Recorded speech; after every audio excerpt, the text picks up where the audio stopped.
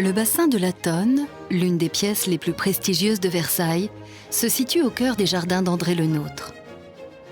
En 1666, le jardinier du roi fait élever le bassin dans l'axe de la grande perspective qui traverse la ville et les jardins d'est en ouest. Ces effets d'eau splendides et variés enchantent jusqu'à Jean de La Fontaine.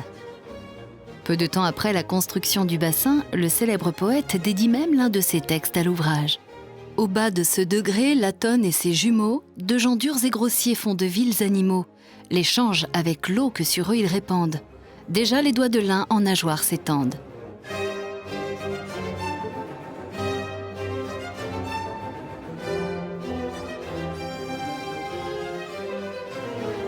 Ce sont les frères Marcy, Gaspard et Balthazar, tous deux sculpteurs, qui réalisent entre 1668 et 1670 le groupe de la Tonne et ses enfants, Diane et Apollon.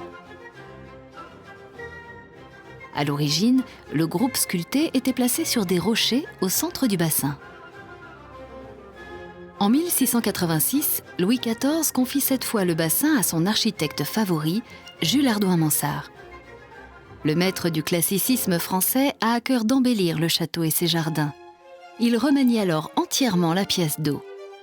La fontaine prend la forme d'une pyramide composée de 4 degrés ovales sur lesquels sont disposés les paysans et les grenouilles d'origine. Le groupe central de la Tonne et ses enfants, tourné autrefois vers le château, regarde désormais vers l'ouest.